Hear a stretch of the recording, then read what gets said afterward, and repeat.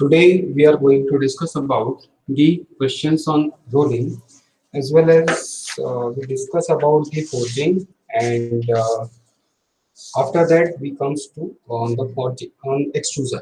ठीक है, चलिए तो सबसे पहला हम क्वेश्चन ले रहे हैं किस पर, रोलिंग पर। और क्वेश्चन क्या बोलता है, an evening copper strip of 22 two 28 mm wide. मतलब इसका यदि मैं विड्थ की बात करूं तो विड्थ कितना दिया है आपको, 228 mm दिया है। उसके बाद थिकनेस, तो ये कौन सा थिकनेस है, इनिशियल थिकनेस 25 mm थिक, क्योंकि इसको पास करने के बाद ये कितना बन जाता है 20 mm। ठीक है, तो आपका H1 कितना हो गया, दैट इज 25 mm हो गया। फिर H2 मतलब या तो आप इसको HI भी लिख सकते हैं और ये HF फाइनल हो गया, मतलब HF भी लिख सकते हैं। और H2 कितना आ गया आपका 20 mm आ गया in one pass. The roll radius, तो रोल का रेडियस कैपिटल R कितना दिया है मुझे 300 mm ये दिया है। ठीक है, and roll rotates at 100 RPM। तो ये मेरे पास कैपिटल N मतलब RPM कितने में आ गया, कितने आरपीएम से रोटेट हो रहा है वो 100 आरपीएम से। कैलकुलेट द रोल फोर्स, तो रोल फोर्स मुझे यहाँ पर निकालना है। ठीक है, और पावर निकालना है। ठीक है, इन दिस ऑपरेशन, और मुझे गिवन है कि टाउ जो है वो कितना दिया है 26,000 न्यूटन पर mm स्क्वायर। ठीक है, तो ये सारा मेरा क्या हो गया, गिवन डेटा हो गया। ठीक है, अब यदि मैं बात करूं कि भाई इस क्वेश्चन को सॉल्व करने के लिए, तो कल हमने कुछ इसके फॉर्मूले देखे थे, आई थिंक आपको याद होंगे। नहीं याद है तो प्लीज उन सारे फॉर्मूलों को आप एक पेज पर लिखें, रेफर करें। ठीक है, उसके बाद पर इस वीडियो में आए। ठीक है, तो चलिए तो हम आगे बात करते हैं। तो सबसे पहले हमने देखा था फॉर्मूला ड्राफ्ट का। ठीक है, या ड्राफ्ट ना बोलते हो आप, इसको रिडक्शन भी बोल सकते हो कि रिडक्शन कितना होता है। तो उसको हमने डिनोट किया था डेल्टा H से। तो H1 माइनस H2 या H इनिशियल माइनस फाइनल, तो इनिशियल कितना है 25, फाइनल कितना है 20, तो आई थिंक कितना आ गया मेरे पास 5 mm। ठीक है, इसके बाद मैंने अगला फार्मूला देखा था लेंथ ऑफ कॉन्टैक्ट का। तो लेंथ ऑफ कॉन्टैक्ट का फार्मूला क्या था मेरे पास, R into square root of delta H। ठीक है, square root of R into delta H। ठीक है, ये फार्मूला था। अब देखो यहाँ पर R कितना है आपका, R है आपका 300 mm। तो 300 इंटू 5 कितना हो जाएगा 1500। 1500 का यदि आप स्क्वायर रूट कैलकुलेट करते हैं then it comes to 38.73 mm। ठीक है, कितना आता है 38.73 mm। अब मैं यदि बोलता हूँ कि मुझे क्या निकालना है, फोर्स ऑन रोलर। ठीक है, तो ये मेरा जो पहला ऑब्जेक्टिव था ये फुलफिल हो जाएगा। मुझे क्या कैलकुलेट करना था, रोलर फोर्स। तो एफ रोलर, कल हमने फॉर्मूला देखा था। अच्छा, एक चीज और समझने की है कि सिग्मा इक्वल्स टू क्या होता है, फोर्स अपॉन एरिया। तो यहाँ पर एरिया कितना है मेरा, लेंथ इनटू विड्थ। ठीक है, तो लेंथ कौन सा आ जाएगा, लेंथ ऑफ कॉन्टैक्ट आ जाएगा, और विड्थ कौन सा आ जाएगा आपका, ये वाला विड्थ। ठीक है, तो जो भी आपका टाउ एवरेज या सिग्मा एवरेज आपको गिवन हो, ठीक है, तो उससे आप सीधा क्या कर देंगे, मल्टीप्लाई। तो ये आपको क्या मिलेगा, रोलर फोर्स मिल जाएगा। ठीक है, तो इसी फॉर्मूले से हमने क्या लिखा था, tau into length into width लिखा था। ठीक है, तो टाउ कितना है आपका 26,000, लेंथ कितना आया 38.73 आया, विड्थ कितना है बी, विड्थ है डब्ल्यू। अच्छा बी ना लिखते हो आप, इसको डब्ल्यू लिख सकते हो।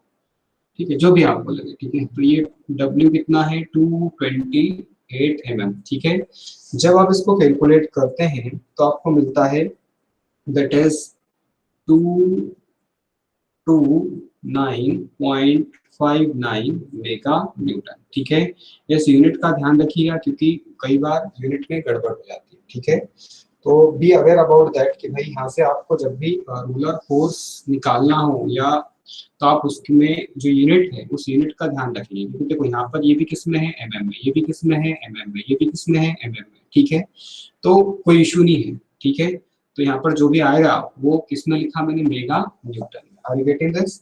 अब मैं यदि आगे बात करूं तो मैं बोलता हूं कि मुझे निकालना है टॉर्क।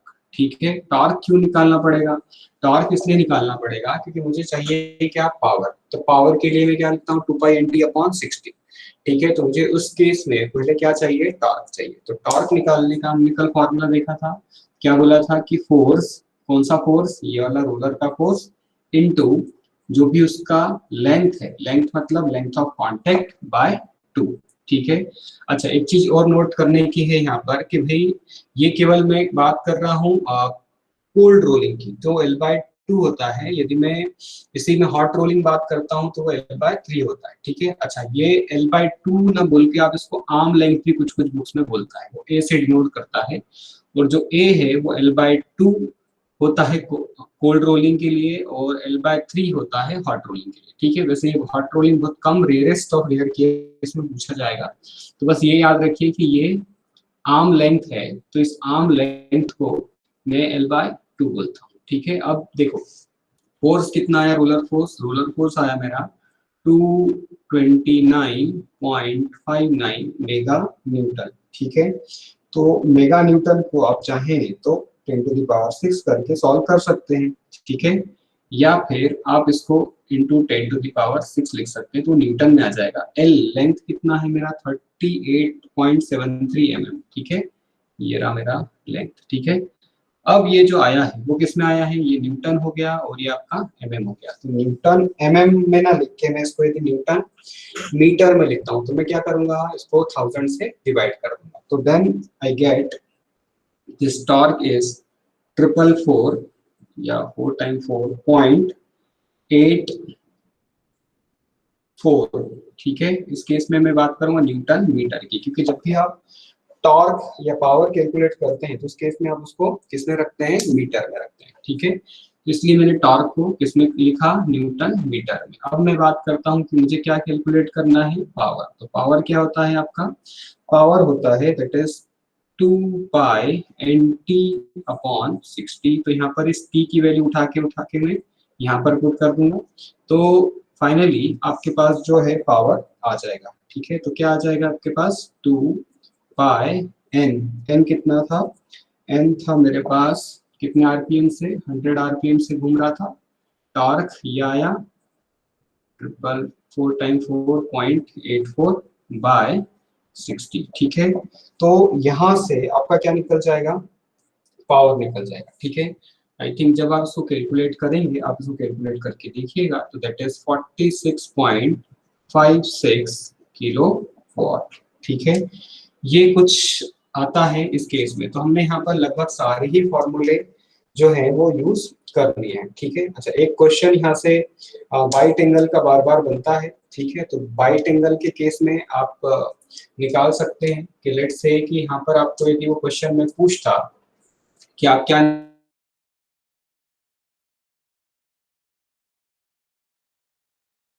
ड्राफ्ट भी निकालना आ गया। अब यदि वो आपसे आपको यदि पूछता कि वेलोसिटी ऑफ द स्ट्रिप पूछता, इसी क्वेश्चन को मैं थोड़ा सा और कुछ चीजें इसमें ऐड कर रहा हूँ। ठीक है। तो गिवन डेटा तो मैं यहाँ तक रहने देता हूँ। ठीक है। और उसमें जो जो चीजें वो पूछ सकता है उन चीजों को हम यहाँ पर डिस्कस कर लेते हैं। ठीक है। तो क्या पूछ सकता है वो पूछ सकता है आपसे रोलर सॉरी स्ट्रिप वेलोसिटी। तो स्ट्रिप वेलोसिटी मतलब क्या, कि जो आपका डाई है, मतलब जिसके अंदर से हमारा स्लैब पास हो रहा है, उस स्ट्रिप की बात कर रहा है। तो स्ट्रिप वेलोसिटी यदि पूछे वो आपसे, तो स्ट्रिप वेलोसिटी का सीधा v इक्वल्स टू π/d/n/60। ठीक है। तो आप यहाँ से क्या कर सकते हैं, कैलकुलेट कर सकते हैं। यदि आपको मीटर में पूछा है तो पाई, डायामीटर, रेडियस कितना था 300, तो ये कितना हो जाएगा 600। 600 का मैं ये mm में था, तो mm को मीटर में बदलूंगा तो 0.6 आ जाएगा। आरपीएम कितना है, 100 आरपीएम है बाय 60। ठीक है। तो जब आप इससे कैलकुलेट करने जाएंगे तो आपको क्या मिल जाएगा, आपका स्ट्रिप वेलोसिटी। तो देखो कैलकुलेट करके देखते हैं, तो ये गया 0, ये 2 जीरो, ये 2 जीरो, 6 गया, कितना आ गया मेरे पास 5। ये मेरे पास स्ट्रिप वेलोसिटी निकल सकता है। आई थिंक ये आपको समझ में आया होगा। अब यदि मैं यहाँ से पूछूं कि भाई आपको इसका बाइट एंगल निकालना है। ठीक है। तो जैसे हमने कल फॉर्मूला क्या देखा था बाइट एंगल के केस में, कि आपको यहाँ से उसका बाइट एंगल यदि थीटा पूछता तो टेन थीटा इक्वल्स टू क्या था, टेन थीटा इक्वल्स टू क्या था, square root of h delta h by r। ठीक है। डेल्टा एच अभी हमने निकाला, वो कितना आया था मेरा 5 आया था। आर कितना है मेरा 300। ठीक है, तो इसको जब आप सॉल्व करेंगे तो आपका क्या मिल जाएगा, यहाँ से आपको theta equals to 10 inverse square root of 5 6 जा 60 तो 1/60। इसको जब आप सॉल्व करेंगे तो यहाँ से आपको थीटा मिल जाएगा। क्लियर है, तो यहाँ से थीटा निकालना भी अपने लिए क्या है, आसान है, कोई इशू नहीं कि अपन यहाँ से थीटा नहीं निकाल सकते। लेट्स से कि यदि आपको यहाँ पर कहीं पर म्यू की वैल्यू गिवन होती है क्वेश्चन में 0.1 मान लो कि आपको गिवन है, ठीक है, म्यू की वैल्यू, तो वो पूछता कि डेल्टा एच मैक्सिमम मतलब एक पास में कितना वो रिडक्शन हो सकता है। तो रिडक्शन एक पास में कितना होगा, तो let's say mu square into R, ये फॉर्मूला हमने कल देखा था, delta H maximum equal to mu square into R. Mu कितना है मेरा 0.1 का स्क्वायर, आर कितना है मेरा, आर है मेरा 300। ठीक है, तो जब आप इसको सॉल्व करेंगे तो आई थिंक ये 3 mm समथिंग कुछ आएगा। ठीक है, ये 0.01 हो जाएगा, जीरो, ठीक है, तो 3 mm समथिंग आएगा। ये किसका आ गया, मैक्सिमम रिडक्शन इन वन पास। ठीक है, मैंने जब यहाँ पर म्यू की वैल्यू यदि मुझे गिवन होती तो मैं यहाँ से डायरेक्टली कैलकुलेट कर सकता हूँ। ठीक है, अच्छा, कभी कभी क्वेश्चन में ये भी पूछ लेता है कि भाई कितने नंबर ऑफ पासेस लगेंगे। ठीक है, तो जैसे यहाँ पर इस क्वेश्चन को देखें तो हमने क्या देखा कि यदि मैंने न्यू 0.1 मान लिया तो डेल्टा एच मैक्सिमम मतलब एक पास में कितना 3 mm का रिडक्शन होगा, पर टोटल रिडक्शन कितना चाहिए 25 माइनस 20, तो मतलब 5 mm का मुझे रिडक्शन चाहिए, तो कितने पासेस होंगे, तो आप यहाँ से कैलकुलेट कर सकते हैं कि नंबर ऑफ पासेस, तो नंबर ऑफ पासेस कितना हो गया, क्या क्या बोलेंगे आप, टोटल रिडक्शन, मतलब वही बात हो गई कि भाई टोटल इतना बाय रिडक्शन इन वन पास। ठीक है, मतलब एक में कितना आया रिडक्शन इन वन पास, तो टोटल रिडक्शन कितना है आपका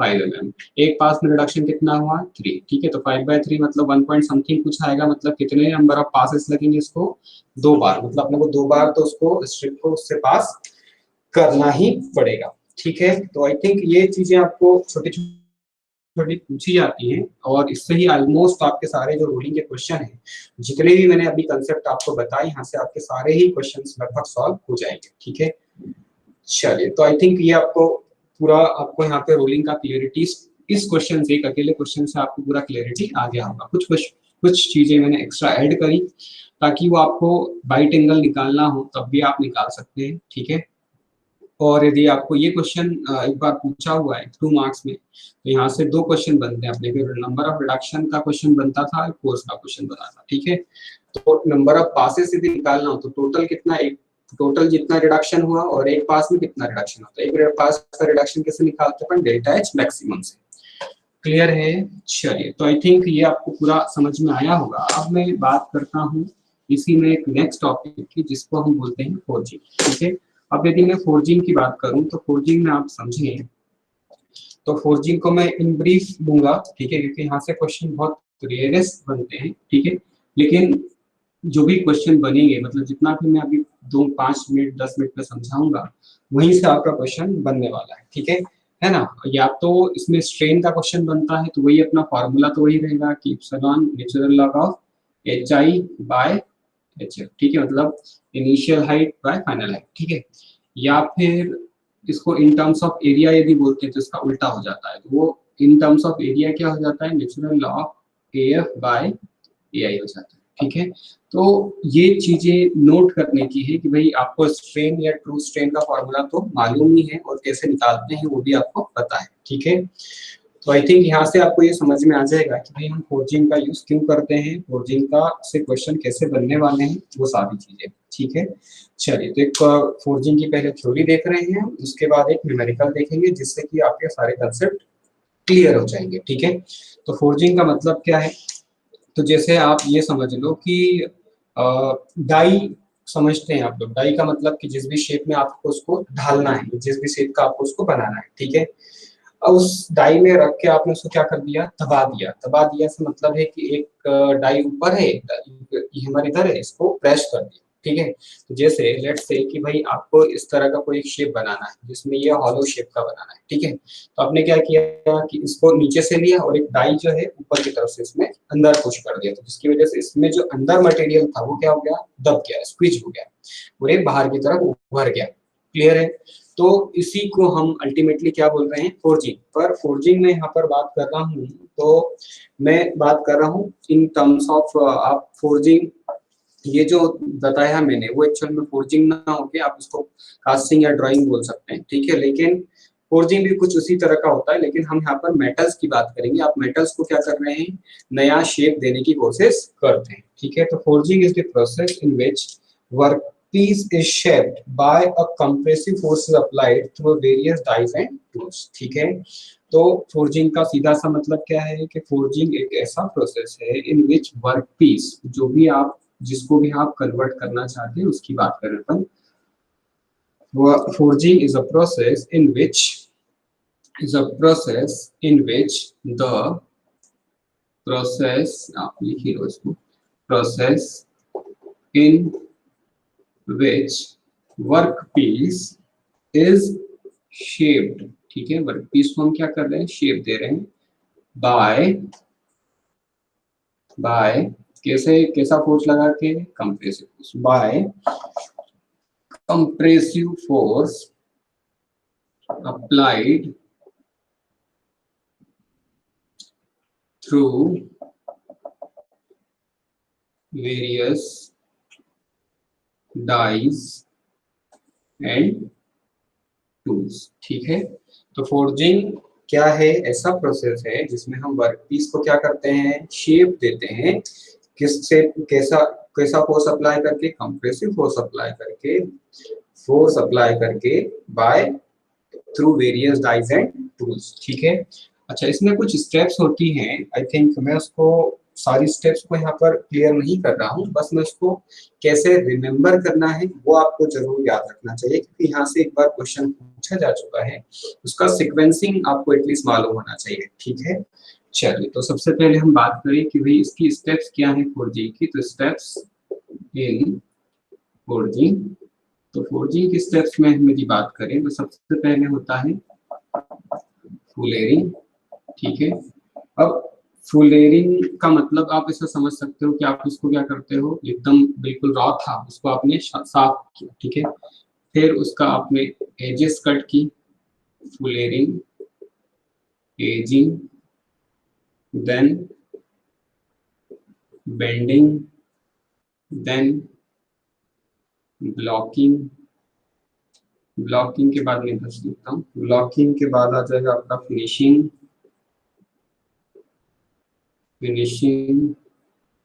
और उसके बाद लास्ट में आ जाएगा आपका ट्रिमिंग, ठीक है। तो जो क्वेश्चन की मैं बात कर रहा हूँ तो उसमें केवल ये कुछ प्रोसेसेस दे दी थी और उनका सीक्वेंस अपने को सही फिक्स करना था, ठीक है। तो वो सीक्वेंस कैसे आएगा या कैसे बनेगा उस बारे में हम यहाँ पर समझेंगे, ठीक है। अच्छा, तो मैं इसको कैसे याद रखता हूँ या आप इसको कैसे याद रख सकते हैं, मे बी मेरा तरीके से भी आप याद रख सकते हैं या आप आपका खुद का भी बना सकते हैं, ठीक है। तो आप इसको ऐसा रखो, देखो आईएनजी तो सब में कॉमन है, तो अपन कुछ नहीं करते हैं, अपन ऐसा करते हैं, फुल एज बेंड ब्लॉक फाई और ट्राई, ठीक है। फाई मतलब फिनिशिंग और ट्राई मतलब ट्रिमिंग, ठीक है। Full edge bend block phi try, ठीक है। Full edge bend block phi try, ठीक है। ऐसा 2-4 बार आप यदि इसको रिमेम्बर करने की कोशिश करेंगे तो आपको पूरा ही याद हो जाएगा। क्या है, full edge bend block phi tri, full edge bend block phi try, ठीक है। तो आई थिंक फुल मतलब fullering, edging, bending, blocking, finishing and then trimming, ठीक है। तो यहाँ से आपको पूरा समझ में आता है कि भाई जो स्टेप्स हैं उनको किस, उसका सीक्वेंस आपको क्या रखना है, ठीक है। तो सीक्वेंस पर क्वेश्चन एमएसक्यू भी बन सकता है या एमएसक्यू ना बने तो इसकी सीक्वेंसिंग पर यहाँ से क्वेश्चन एक बार पूछा हुआ है तो आपका क्वेश्चन यहाँ से पूरी तरह से समझ में आ जाएगा कैसे वो क्वेश्चन को हमको सॉल्व करना है। Now we comes to the types of forging, ठीक है। कितने टाइप की फोर्जिंग होती है उसको समझेंगे कि हम। तो सबसे पहले हम बात करते हैं ड्रॉप फोर्जिंग। ड्रॉप मतलब क्या, गिरा, ठीक है। तो ड्रॉप का सीधा सा मतलब है कि एक हैमर लिया, ठीक है, और जो भी है उस लोअर डाई में उसके ऊपर, मतलब ऐसा समझ लो कि एक लोअर डाई है एक अपर डाई है, ये मेरा लोअर डाई है और एक अपर डाई है। तो इस लोअर डाई के ऊपर ये अपर डाई को इसके ऊपर क्या कर दिया, फेंक दिया, ठीक है, ड्रॉप कर दिया, ठीक है। तो जिसकी वजह से जो भी इसके बीच में शीट या प्लेट जिसको भी आप शेप देना चाहते हैं उसको दे सकते हैं। तो आप इसको कैसे बोल सकते हैं कि ड्रॉप फोर्जिंग में मेटल प्लेट या जो भी आपका वर्क पीस है is kept between lower die and upper die and drop it on it. ठीक है, तो आप ये बोल सकते हो या तो मेटल बोलो या वर्क पीस बोलो। वर्क पीस इज केप्ट किसके बीच में रखते हैं, between lower die and upper die. ठीक है, लोअर डाई और अपर डाई के बीच में उसको हम क्या करते हैं, रखते हैं एंड ड्रॉप ऑन इट। ठीक है, तो मतलब लोअर डाई के ऊपर वर्क पीस रखा और ऊपर वाले डाई को उसके ऊपर गिरा दिया, ड्रॉप कर दिया, ड्रॉप ऑन इट। ठीक है, तो ये केवल इसलिए ताकि आपका एमएसक्यू यहाँ से यदि बने तो आप उसको क्लियरली आइडेंटिफाई कर लें कि किस तरह का होता है। ठीक है, now we comes to the open die forging. ठीक है, अच्छा ओपन डाई फोर्जिंग कैसे होता है ये समझते हैं। तो work piece is placed between the two flat dies and reduce height by compression. ठीक है, मतलब आप ये बोल सकते हो कि यहाँ पर तो ऊपर वाली डाई को आपने उसके ऊपर ड्रॉप किया था ड्रॉप फोर्जिंग में, लेकिन इन दोनों के बीच में वर्क पीस इस तरह से असेंबल होता है। उसके बाद आप इसको क्या करते हैं, कंप्रेस करते हैं, मतलब ऊपर वाली डाई को नीचे दबाते हैं, जिसकी वजह से आपका जो भी फोर्जिंग है मतलब या जो भी हम चाह रहे हैं उस शेप में वो आ जाता है। अब वो डाई का शेप हमको जो भी चाहिए उसके अकॉर्डिंग हम डाई का शेप बनाते हैं। तो आप क्या बोलेंगे ओपन डाई फोर्जिंग में, ओपन डाई फोर्जिंग में आप बोलेंगे कि वर्क पीस या मेटल जो भी आप बोलना चाहें placed between two flat dies, two flat dies and reduce height and reduce height। अब किसे हाइट रिड्यूस होगी इसकी हाइट, बाय कंप्रेशन सिंपली। ठीक है, तो केवल हम उसको क्या कर रहे हैं, दबा रहे हैं, कंप्रेशन कर रहे हैं। ठीक है, जिसकी वजह से वो उस शेप में आ जाएगा। ठीक है, the third type of forging is called causing. ठीक है, या इसको आप ड्राइंग आउट भी बोल सकते हो। कोजिंग का मतलब एक्चुअल में होता है drawing out.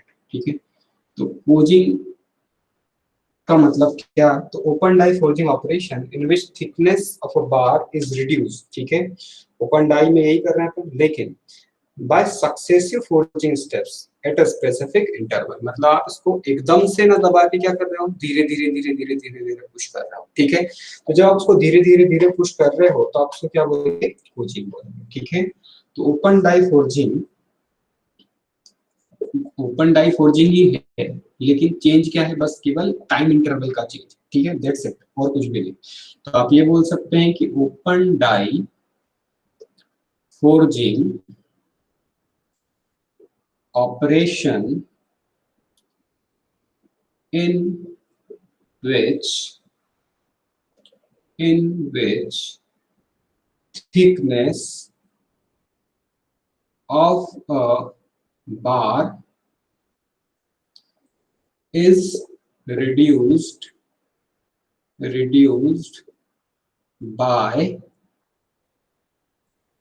successive forging steps, successive forging steps at specific intervals। ठीक है, अब मेरे साथ साथ नोट्स बनाएं लिखें तो बहुत ही अच्छा होगा। The fourth one is press forging. तो प्रेस फोर्जिंग में कुछ नहीं, बस केवल हम उसको या तो न्यूमेटिक या इलेक्ट्रिक या जिस भी तरह से उसको करना चाहें ऐसे करेंगे, और कुछ भी नहीं। जो फोर्स का मीनिंग है, मतलब फोर्स जिस मीनिंग से हम अप्लाई कर रहे हैं वो चेंज होगी। ठीक है, तो press forging, in press forging operation metals kept between top and bottom dies, bottom die connected with a gutter। अब ये गटर क्या है, गटर का मतलब ये होता है कि जो भी उसमें एक्स्ट्रा मटेरियल आता है, ठीक है, वो एक्स्ट्रा मटेरियल किसमें, उस गटर में या एक्स्ट्रा उसमें चले जाता है। ठीक है, and the extra metal settle down in those gutter called flashes. तो जो बनता है उसको हम फ्लैशेस बोलते हैं, और जिसमें मेटल जाके सेटल डाउन होता है उसको हम क्या बोलते हैं, गटर। ठीक है, चलिए, तो इन दिस प्रेस फोर्जिंग केवल चेंज क्या है वो समझ में आ गया होगा आपको कि यहाँ पर हमने गटर की बात की, बाकी दूसरी जो फोर्जिंग्स थी तीनों ऊपर की उसमें गटर की बात नहीं की। ठीक है, तो क्या लिखेंगे आप? तो यहाँ से भी एक क्वेश्चन बन चुका है कि गटर का मतलब क्या होता है, कई स्टेट वाली जो एग्जाम्स हैं उसमें होता है। ठीक है, तो in press forging operation metal is kept between top and bottom dies। Bottom dies, तो जो बॉटम वाली डाइज है उसकी बात कर रहा है कि जो बॉटम डाइज आर किससे कनेक्टेड है? Connected with gutter. ठीक है, GUTTER, गटर। एंड इसके आगे एक और चीज समझें कि गटर में क्या होता है? Extra material is settle down, space थोड़ा सा नीचे है, कम, settle down in those gutters, in those gutters, इसमें जाके बैठ जाता है। एंड और इसी को हम क्या बोलते हैं? Called flash, FLASH। ठीक है, ठीक है, चलिए, तो ये चीज नोट करने की थी कि जो आपको मालूम होना चाहिए। अब यहाँ से न्यूमेरिकल एक दो बार जो पूछे हैं उस पर हम बात करें यदि, तो वो न्यूमेरिकल्स किस पर बेस्ड हैं? तो ये तो स्ट्रेन पर बेस्ड यहाँ से न्यूमेरिकल पूछा जाता है, जिसका फॉर्मूला मैं अभी डिस्कस कर चुका हूँ कुछ समय पहले। दूसरा की है कि वॉल्यूम ऑफ शीट या जो भी प्लेट या मेटल जो भी आप ले रहे हैं बिफोर बिफोर फोर्जिंग, उसके बाद भी वॉल्यूम सेम ही रहेगा। ठीक है, दोनों इक्वल होता है। ठीक है, तो volume of sheet, volume of sheet after forging. Clear है? तो बस ये फॉर्मूला आपको ध्यान रखना है। अच्छा, मैं यदि मान लूं कि भाई मेरा कोई एक सिलेंड्रिकल ऑब्जेक्ट है, ठीक है, तो उस केस में क्या बनेगा? इस केस में आप सीधा सीधा लिख सकते हैं क्या? π/4 d स्क्वायर इंटू एच। अब ये इनिशियल वाले तो DI/HI लिख दो। इसी तरह से ये बना भी सिलेंडर ही, तो π/4 dF का स्क्वायर इंटू एच। ठीक है, तो यहाँ से आप क्या कर सकते हैं? ये कैलकुलेट कर सकते हैं कि भाई ये जो भी चेंज आया है वो क्या था। ठीक है, वैसे ये फॉर्मूला हम पहले भी देख चुके हैं। आई थिंक आपने 9th या 10th में वॉल्यूम वाले इस तरह के क्वेश्चंस किए होंगे, 8th 9th 10th में आई थिंक। तो वहां से ये फॉर्मूला आया है, ऐसा कुछ hard and fast rocket science हमने यहाँ पे नहीं समझा। ठीक है, चलिए, तो एक क्वेश्चन लेते हैं और उस क्वेश्चन को ही हम यहाँ पर डिस्कस करते हैं। और भी टाइप की फोर्जिंग होती है, जैसे इम्प्रेशन डाई फोर्जिंग या जिसको आप क्लोज डाई फोर्जिंग बोलते हो, मतलब पूरा ऑपरेशन एक क्लोज डाई के अंदर होता है, या रोल फोर्जिंग भी बोल सकते हो। तो जो रेलवे के व्हील्स हैं वो रोल फोर्जिंग से बनते हैं। ठीक है, और एक और होता है जिसको हम प्रिसीजन फोर्जिंग बोलते हैं। ठीक है, तो ये सारे फोर्जिंग के टाइप्स होते हैं। ठीक है, पर ये ज्यादा इंपॉर्टेंट नहीं है, जहां से क्वेश्चन बनते हैं मैंने उन्हीं को डिस्कस किया है। ठीक है, अच्छा, अब आगे आगे बात करें यदि कि फोर्जिंग के डिफेक्ट्स की, तो फोर्जिंग में कौन कौन से डिफेक्ट्स होते हैं? अच्छा, आपको कभी कभी क्वेश्चन में क्या बोलेगा? 4 तरह के कुछ डिफेक्ट दे देगा, और उनमें डिफेक्ट हो सकता है या तो किसी कास्टिंग से रिलेटेड हो, रोलिंग से रिलेटेड हो, या फोर्जिंग से रिलेटेड हो, या वेल्डिंग से रिलेटेड हो। तो उसमें मे भी वो जिस भी पर्टिकुलर ऑपरेशन के लिए पूछ रहा है वो ऑपरेशन आपको और उसके डिफेक्ट आपको पता होना चाहिए। ठीक है, तो यहाँ पर फोर्जिंग के केवल डिफेक्ट्स के केवल नाम लिख रहा हूँ। ठीक है, वो क्या होते हैं इसको हम और डिटेल में समझ सकते हैं, पर it is not necessary for our subject point of view, that's why I am not discussing here. तो फोर्जिंग के जो डिफेक्ट्स हैं वो समझो। तो फोर्जिंग के डिफेक्ट्स क्या क्या हैं? तो फोर्जिंग में सबसे पहले डिफेक्ट आता है क्रैक्स का। ठीक है, क्योंकि यदि हमने ज्यादा उसको पुश कर दिया तो भी कुछ उसमें क्रैक्स आने के चांसेस बढ़ते हैं, या फिर हमने जो टाइम इंटरवल था उसको एकदम कम रखते हैं, एकदम सडनली ड्रॉप फोर्जिंग कर दिया, तो उस केस में भी क्रैक्स उसमें आने के चांसेस बढ़ जाते हैं। दूसरा है फोल्ड। ठीक है, फोल्ड एक दूसरे के ऊपर वो लेयर बाय लेयर एक दूसरे के ऊपर चढ़ जाता है। ठीक है, तो जैसे ओवरलैप कर जाता है, तो उसको हम क्या बोलते हैं? फोल्डिंग। ठीक है, अगला है आपका बैरलिंग। ठीक है, तो बैरलिंग जो है वो किसका डिफेक्ट है? फोर्जिंग का। अच्छा, बैरलिंग का मतलब यदि आपको समझना है तो आप ऐसा समझ लो कि आपकी अपर डाई हो गई, ये आपकी लोअर डाई हो गई। अब आपने क्या किया कि कोई एक सैंपल था, लेट्स से कि इनिशियली मान लो ये एकदम सिलेंड्रिकल सैंपल इस तरह का था। ठीक है, अब जब आपने इसको पुश किया, मतलब अपर डाई को नीचे की तरफ पुश किया, तो नीचे की तरफ जब हम इसको पुश करेंगे तो at that time it is going to be deform like this. ठीक है, तो ये इस तरह से क्या होता है, डिफॉर्म हो जाता है। जैसे हम क्या, जैसे हमारे घर में रोटी बनती है, ठीक है, उस रोटी को क्या करते हैं, पुश करते हैं, तो वो फ्लैट होने की कोशिश करता है। तो इनिशियली जो बात कर रहे हैं, तो उसका जो सेंटर पोर्शन जो है वो क्या होता है, लोअर स्ट्रेसेस हो जाती है and it will move faster. ठीक है, तो जो उसका सेंट्रल पोर्शन है उसमें लोअर स्ट्रेसेस डेवलप होती है और वो ज्यादा जल्दी जल्दी मूव करने की कोशिश करता है। ठीक है, तो जब ये इस तरह का डिफॉर्मेशन आने लगता है, ठीक है, मतलब एक्चुअल में मेरे लिए डिजायर्ड नहीं था पर फिर भी आ गया, तो जो उसका सेंट्रल पोर्शन है, जो उसका सेंट्रल पोर्शन है, वो सेंट्रल पोर्शन को ही हम क्या बोलते हैं कि भाई उसमें क्या आ गई, बैरलिंग आ गई। क्लियर है? तो ये डिफेक्ट क्या कहलाता है, आपका बैरलिंग डिफेक्ट कहलाता है। क्लियर है? ठीक है, चलिए तो आगे बात करते हैं न्यूमेरिकल से, हम इसको और डिटेल में समझ पाएंगे। और वो न्यूमेरिकल पहले हम समझते हैं कि क्या बोल रहा है वो न्यूमेरिकल। तो इन फोर्जिंग ऑपरेशन, आप चाहें तो लिख लें या मैं लिख रहा हूं, इन forging operation, the initial and final diameter of blink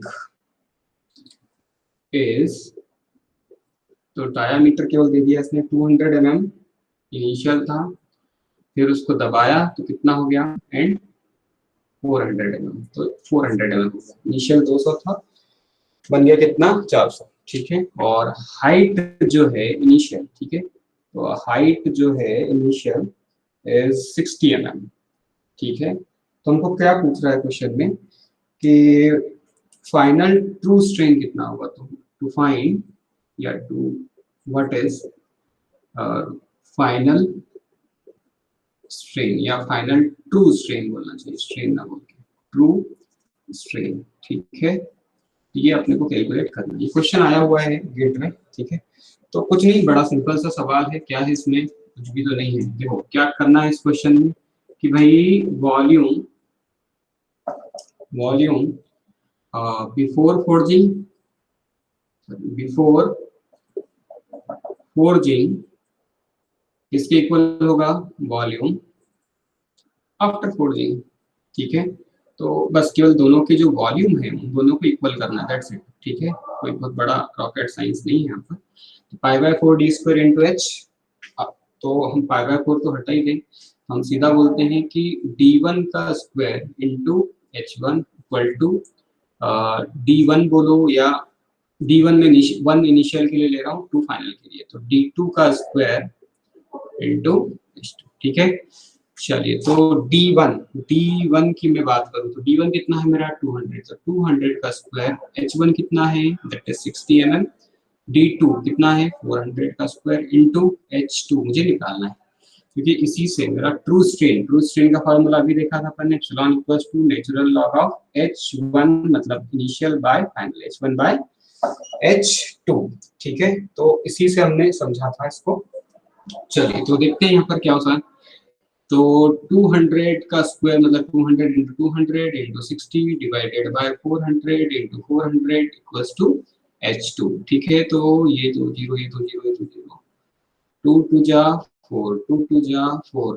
ठीक है, इसको किया तो ये हो गया मेरा 30, फिर अगेन सॉल्व किया तो हो गया 15। ठीक है, तो H2 कितना आ गया मेरे पास, 15 mm आ गया। अब इस H2 को उठाकर यहाँ पुट कर दो, तो एप्सिलॉन मतलब ट्रू स्ट्रेन निकाल रहे हैं अपन, तो नेचुरल लॉग ऑफ H1 कितना है, H1 है मेरा 60, H2 कितना है 15। ठीक है, तो यहाँ से मेरा ट्रू स्ट्रेन कैलकुलेट हो जाएगा, कितना आएगा, आई थिंक तो 1.386 समथिंग कुछ आएगा, 15 4 4, ठीक है, करके देखिएगा। तो 1.386 आना चाहिए। चलिए, तो आई थिंक ये आपको पूरा समझ में आया होगा कि भाई कैसे ये क्या होता है, ठीक है। आगे के हम लेक्चर्स में बात करेंगे एक्सट्रूजन की, और एक्सट्रूजन के बाद उसके एक्सट्रूजन के और शीट मेटल ऑपरेशंस को कंप्लीट करेंगे। देन हमारा ये पूरा का पूरा फॉर्मिंग जो है वो कंप्लीट हो जाएगा। तो नेक्स्ट लेक्चर में हम इससे ही रिलेटेड, किससे रिलेटेड, एक्सट्रूजन और एक्सट्रूजन से रिलेटेड सारे क्वेश्चंस को सॉल्व करने वाले हैं। और क्वेश्चंस को सॉल्व करके हमारा मतलब शीट मेटल ऑपरेशंस को भी नेक्स्ट लेक्चर में लेने वाले हैं। तो हमारा पूरा ये कंप्लीट हो जाएगा कि भाई हाँ, किस तरह से हमने इसको शीट मेटल ऑपरेशंस का यहाँ से आपका क्वेश्चन जो है पूरा का पूरा बन जाएगा आपका यहाँ से, ठीक है। तो आई थिंक ये आपको समझ में आया होगा। If you are facing any problem then you can contact, ठीक है। चलिए, तो बताइए मुझे यदि ऐसा कुछ प्रॉब्लम आता है तो, है ना। चलिए, तो